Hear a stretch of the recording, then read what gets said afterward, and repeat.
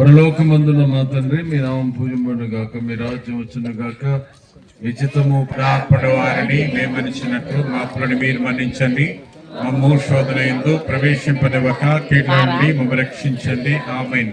దేవుని వరప్రసాదము చేత నిండిన మరే తల్లి వందనము. ప్రభువు మీతో ఉన్నారు. స్త్రీలలో ఆశీర్వదింపబడిన వారు మీరే, మీ గర్భఫలముకు చేసు ఆశీర్వదింపబడిన వారునే. మరి మా సర్వేశ్వరుని మాత పాపాత్మైన మా కొరకు ఇప్పుడును మా మరణ సమయమందును ప్రార్థించండి. ఆమేన్.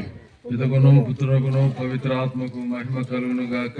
ఆదిలో కలిగినట్లు ఇప్పుడును ఎప్పుడును సదాకాలం నీకు స్తోత్రం కలుగును గాక.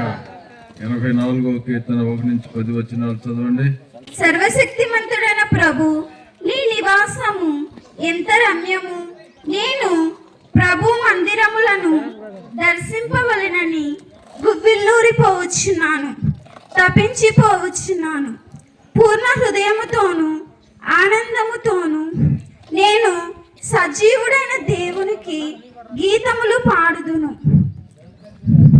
నా దేవుడవు, నా రాజువు, సర్వశక్తిమంతుడైన ప్రభు, నీ బలిపీఠము వద్ద పిచ్చుకలు గూడు కట్టుకొనుచున్నవి, వానకోయిలలు కూడా పిల్లలు చేయుటకు గూడు పెట్టుకున్నవి. నీ మందిరమున వసించుచు ఎల్లవేళలా నిన్ను స్తుతించి వారు ధన్యులు. నీ వలన బలము పొంది నీ దేవాలయమునకు యాత్ర చేయగోరు వారు ధన్యులు. వారు ఎండిన లోయ గుండా పయనము చేసి దానిని చెలమల తావున మార్చుదురు. తొలకరి వానలు దానిని మడుగులతో నింపును. వారు పయనించిన కొలది అధిక బలమును బడయుదురు. సియోను దేవాది దేవుని దర్శింతురు. సర్వశక్తిమంతుడైన దేవ, నా వేడుకోలను ఆలింపుము. యాకోబు దేవ, నా మొర వినుము. మాకు రక్షకుడువైన దేవ, మాపై నీ దృష్టి నిలుపుము. నీవు అభిషేకించిన అతనిని కటాక్షింపుము. అన్యుల ఇండ్లలో 1000 నాళ్ళు గడిపిన దానికంటే నీ మందిరమున ఒక్కరోజు వసించుట మేలు. ఇది ప్రభు వాక్కు. వందనములు. దేవుని స్తుతించుడి, ఎల్లప్పుడు దేవుని స్తుతించుడి.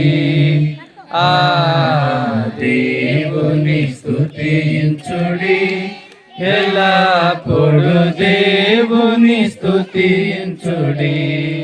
ఆయన బలమును ప్రసిద్ధి చేయ, ఆయన బలమును ప్రసిద్ధి చేయ.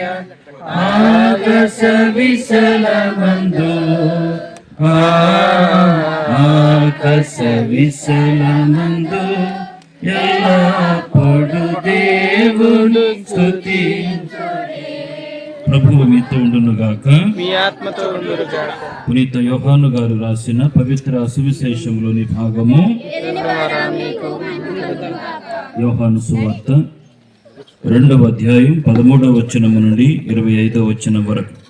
యూదుల పాస్కా పండుగ సమీపించుటొచ్చి యేసు యెరూషలేమునకు వెళ్ళెను. దేవాలయములో ఎడ్లను గొర్రెలను పావురములను అమ్మువారిని డబ్బులు మార్చువారిని ఆయన చూచెను. ఆయన త్రాళ్లతో కొరడాపేని గొర్రెలను ఎడ్లను అన్నింటినీ ఆలయము వెలుపలకు తోలెను. డబ్బులు మార్చువారి నాణెములను చిమ్మివేసి బల్లలను పడత్రోసెను. పావురములను అమ్ము వారితో, వీనిని ఎక్కడి నుండి తీసుకొని పొండు, నా తండ్రి ఇంటిని వ్యాపార గృహముగా చేయవలదు అని చెప్పెను. నీ గృహమునందు నాకు గల ఆసక్తి నన్ను దహించును అను లేఖనమునందలి వాక్యము శిష్యులకు అప్పుడు తలపునకు వచ్చెను. యూదులు అప్పుడు ఆయనతో, నీవి కార్యములు చేయుటకు మాకు ఎట్టి గురుతును చూపెదవు అని ప్రశ్నించిరి. అందుకు యేసు, ఈ ఆలయమును మీరు పడగొట్టుడు, నేను దీనిని 3 రోజుల్లో లేపుదునని వారికి సమాధానమిచ్చెను. ఈ ఆలయ నిర్మాణమునకు 46 సంవత్సరములు పట్టినవి. నీవు వీరిని 3 రోజుల్లో లేపుదువా అని యూదులు తిరుగా ప్రశ్న వేసిరి. కానీ వాస్తవముగా ఆయన పలికినది, తన శరీరము అను ఆలయమును గురించి. ఆయన మృతుల్లో నుండి లేచిన పెదపై ఈ మాటలు శిష్యులు జ్ఞప్తికి తెచ్చుకొనిరి. వారు లేఖనమును యేసు చెప్పిన మాటను విశ్వసించిరి. యెరూషలేములో పాస్కా పండుగ సందర్భమున ఆయన చేసిన అద్భుత కార్యములను చూచి అనేకులు ఆయన యందు విశ్వాసముంచిరి. కానీ యేసు వారిని అంతగా నమ్మలేదు. ఏలైనా వారందరినీ గూర్చి ఆయనకు తెలియను. ఆయన మనుష్యుని అంతరంగమును ఎరిగినవాడు కనుక మానవ స్వభావమును గూర్చి ఆయనకు ఎవరునూ సాక్ష్యము అక్కరలేదు. ఇది ప్రభు సువిశేషము. స్తోత్రం చెల్లింతుము, స్తుతి స్తోత్రం చెల్లింతుము. యేసునాథుని వేలులు తలంచి స్తోత్రం చెల్లింతుము. స్తుతి స్తోత్రం చెల్లింతుము. దీవారాత్రములు కంటి పాపవలే కాచియా, దీవారాత్రములు కంటి పాపవలే కాచి దయగల హస్తముతో బ్రోచి నడిపించితివి. దయగల హస్తముతో బ్రోచి నడిపించితివి. స్తోత్రం చెల్లింతుము. స్తుతి స్తోత్రం చెల్లింతుము. సకల ప్రజావళికి తండ్రి అయిన ఓ దేవా, ఈ మూలరాయి ఆశీర్వాదానికి మమ్మందరిని ఇతడు చేర్చినందుకు మీకు వందనములు అర్పించుచున్నాము. ఈ నూతన దేవాలయ భవనము ఎల్లప్పుడూ మీ మహిమ కొరకును మీ గౌరవం కొరకును మరి ముఖ్యంగా ఈ విశ్వాస సంఘ ప్రజల కొరకును ఉపయోగపడును గాక. సర్వశక్తి గల ఓ దేవా, మేము స్తుతించుచున్నాము. ఇతడు చేరిన మాపై దయ చూపండి. ఈ మూలరాయిని ఆశీర్వదించండి.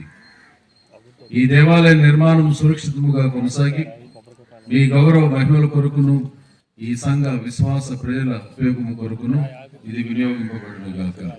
మా ప్రభు అయిన క్రీస్తు ద్వారా ఈ మనవి చేయుచున్నాము. సర్వశక్తి గల సర్వేశ్వరుడు పితా పుత్ర పవిత్రాత్మ దేవుడు ఈ మూలరాయి ఆశీర్వాదమును దీవించుదురు గాక.